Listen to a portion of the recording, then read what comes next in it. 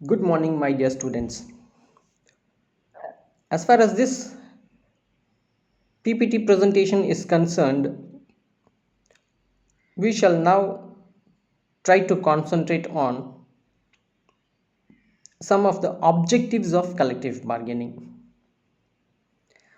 When I say objectives of collective bargaining, the objectives are meant for both the employers as well as employees. இப்போ இந்த ப்ரெசன்டேஷனில் collective பார்கெனிங்கோட objectives என்னன்னு நம்ம பார்க்க போகிறோம். Collective bargaining அப்படின்னாலே கூட்டு பேரம் பேசுதல். ரெண்டு பார்ட்டிஸ் இருப்பாங்க, மேனேஜ்மெண்ட் அண்ட் ட்ரேட் யூனியன், இல்லைன்னா மேனேஜ்மெண்ட் ஆர் எம்ப்ளாயீஸ், எல்லாம் ஒன்று தான். ஆப்ஜெக்டிவ்ஸ் அப்படின்னு பார்த்தீங்கன்னாக்கா மேனேஜ்மெண்ட்டுக்கும் ஒரு சில ஆப்ஜெக்டிவ்ஸ் இருக்கும், யூனியனுக்கும் ஒரு சில ஆப்ஜெக்டிவ்ஸ் இருக்கும். யூனியனுக்கு மட்டும் ஆப்ஜெக்டிவ்ஸ் ஃபுல்ஃபில் ஆகாது. எப்போ கூட்டு பேரம் பேசுறது மூலமாக ஒரு சுமூகமான உடன்பாடு ஈட்டுறாங்களோ, அந்த சுமூகமான உடன்பாடு ஏற்படுறது மூலமாக both management and trade union ரெண்டு பேரோட ஆப்ஜெக்டிவ்ஸும் ஃபுல்ஃபில் ஆகுது. அதை மட்டும் மனசில் வச்சுக்கோங்க. Now let us see a few of the objectives of collective bargaining. இப்போ ஃபர்ஸ்ட் பாயிண்டில் என்ன சொல்லணும்னு பார்த்தீங்கன்னாக்கா, to increase their economic strength. இந்த ஃபர்ஸ்ட் பாயிண்ட் யாருக்கு பொருந்தும் அப்படின்னு பார்த்தீங்கன்னாக்கா, trade union members of trade union, employees or லேபரர்ஸுக்கு இந்த கான்செப்ட், இந்த ஃபர்ஸ்ட் சென்டென்ஸ் ஆப்ஜெக்டிவ் பொருந்தும். இன்க்ரீஸ் தேர் எக்கனாமிக் ஸ்ட்ரென்த் அப்படின்னாக்கா, தொழிலாளர்கள் ஃபினான்ஷியலாக they are very backward, very poor. ஏன் ட்ரேட் யூனியன் மேனேஜ்மெண்ட்டுக்கிட்ட பேரம் பேசுகிறாங்க, இல்லை பேரம் பேசுறதுக்கு போகிறாங்க, இல்லை என்ன மாதிரியான விஷயத்தை எடுத்துக்கிட்டு போவாங்க, என்ன மாதிரியான விஷயத்தை பேச்சுவார்த்தைக்கு முன் வைப்பாங்க அப்படின்னு பார்த்தீங்கன்னாக்கா, அதன் மூலமாக இவங்களுக்கு பொருளாதார ரீதியாக ஆதாயம் ஏதாவது இருக்குமா அப்படிங்கிறது கண்டிப்பாக அந்த விஷயம் இருக்கும். மறைமுகமாகவோ நேரடியாகவோ எக்கனாமிக் பெனிஃபிட் இருக்கும். Say for example, transport allowance, canteen facilities, washing facilities, cooperative stores, bonus, increase in wage, increase in incentives, productivity linked bonus, இந்த சார்ந்த விஷயங்கள் எல்லாமே அவங்களோட எக்கனாமிக் ஸ்ட்ரென்த்தை இம்ப்ரூவ் பண்ணணும் அப்படிங்கிறதுக்காக. சே ஃபார் எக்ஸாம்பிள், தொழிலாளர்களுக்கு சம்பளம் கூலி கம்மியாக இருக்குது. இப்போ கூலி அதிகரித்து கேட்குறதுக்கு யூனியன் எல்லாம் சேர்ந்து மேனேஜ்மெண்ட்டுக்கிட்ட பார்கெயின் பண்ணுறாங்க. இப்போ இந்த பார்கெனிங் மூலமாக ஒரு சுமூகமான உடன்பாடு ஈட்டுறாங்க அப்படின்னாக்கா, கண்டிப்பாக அதன் மூலமாக லேபரர்ஸோட கூலி அதிகரிக்கும். எப்போ லேபரர்ஸோட கூலி இல்லை ரெம்யூனரேஷன் அதிகரிக்குதோ, it will definitely improve their economic strength. அந்த பாயிண்ட்டு தான் இங்கே சொல்ல வராங்க. தென் செகண்ட் பாயிண்ட் என்ன சொல்லான்னு பார்த்தீங்கன்னாக்கா, establish uniform conditions of employment with a view to avoid industrial dispute and maintaining stable peace in the industry. Establish uniform conditions of employment. ஒரு தொழிற்சாலையில் 100-100க்கு மேற்பட்ட தொழிலாளர்கள் இருப்பாங்க. இந்த தொழிற்சாலை எக்ஸ் ஆர் ஒய் அப்படிங்கிற ஒரு தொழிற்சாலை ஆர் ஃபேக்ட்ரிக்குள்ளே வேலைக்கு வரணும் அப்படின்னாக்கா, எல்லாருக்கும் ஒரே கண்டிஷன்ஸ், ஒரே ரூல்ஸ் அண்ட் ரெகுலேஷன்ஸ். அதை தான் யூனிஃபார்ம் கண்டிஷன் சொல்லுவாங்க. Establish uniform conditions. Collective bargaining மூலமாக ட்ரேட் யூனியன் என்ன பண்ணுவாங்கன்னு பார்த்தீங்கன்னாக்கா, மேனேஜ்மெண்ட்டுக்கிட்ட பேசி இந்த தொழிற்சாலையில் இருக்கக்கூடிய பணியாற்றக்கூடிய எல்லா தொழிலாளர்களுக்கும் ஒரே மாதிரியான கண்டிஷன்ஸ் இருக்கணும், கண்டிஷன்ஸ் ஆஃப் எம்ப்ளாய்மெண்ட் இருக்கணும். இந்த தொழிற்சாலையில் வேலைக்கு வரணுன்னாக்கா எல்லாருக்கும் ஒரே கண்டிஷன்ஸ், எந்த விதமான பாரபட்சமும் இருக்கக்கூடாது அப்படிங்கிற ஒரு நோக்கத்தில் போய் பேசுவாங்க. இது ஏன் செய்கிறாங்கன்னு பார்த்தீங்கன்னாக்கா, with a view to avoid industrial dispute. எல்லாருக்கும் ஒரே ரூல், ஒரே ரெகுலேஷன் அப்படின்னு இருந்துட்டுனாக்கா, கண்ட்ரோல் மெக்கானிசம் ஒரே ஒன்று இருந்துட்டுனாக்கா, பாரபட்சமாக செயல்படுறதுக்கு வாய்ப்பு இல்லை.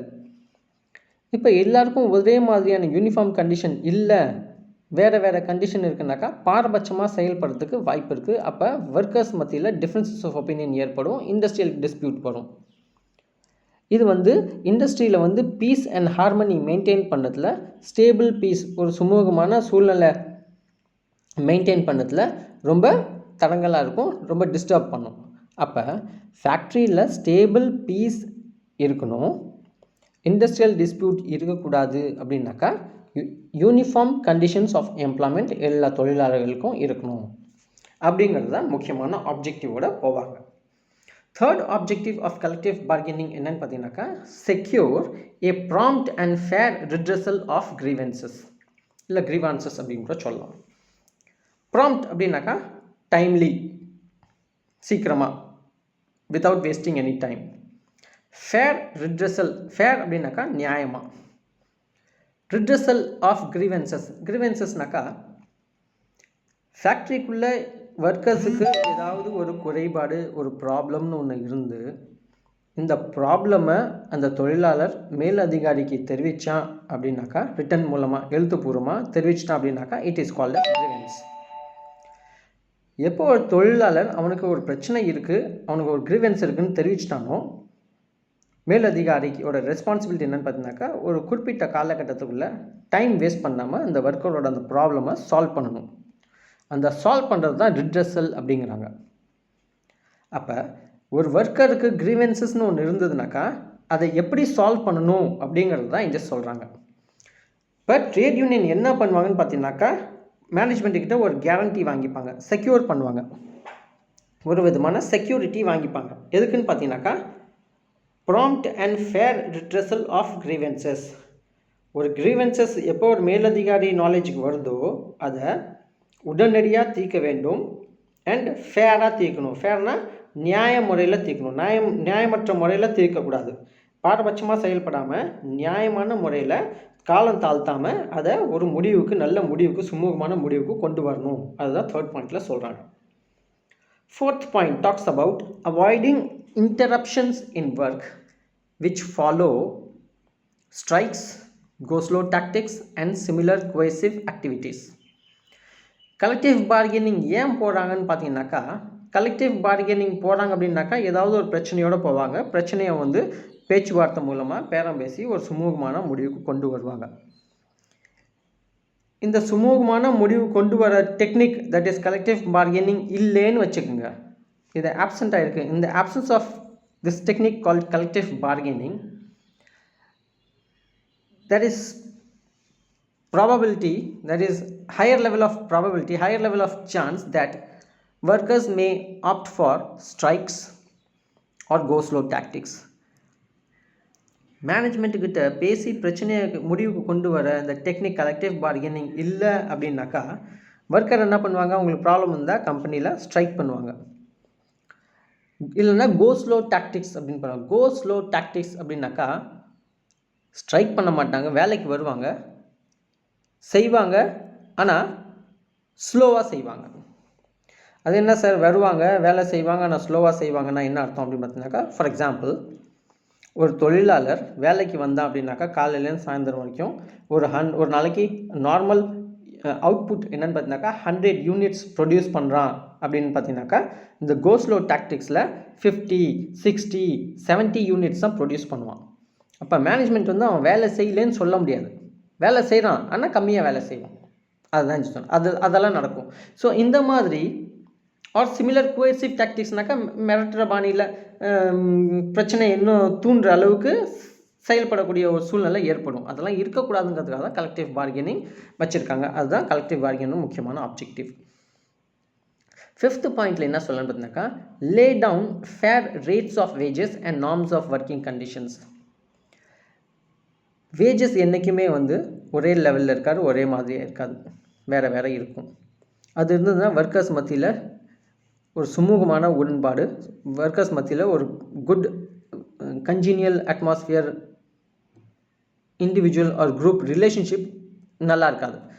அப்போ அது மாதிரி இருக்கக்கூடாது, பிரச்சனை இருக்கக்கூடாதுங்கிறதுக்காக ட்ரேட் யூனியன் மேனேஜ்மெண்ட்டுக்கிட்ட பேசி ஃபேர் ரேட்ஸ் ஆஃப் வேஜஸ், நியாயமாக எல்லாருக்கும் என்ன கூலி, என்ன ரெமுனரேஷன் கிடைக்கணுமோ அந்த கூலி நிர்ணயம் பண்ண வேண்டும் and norms of working conditions.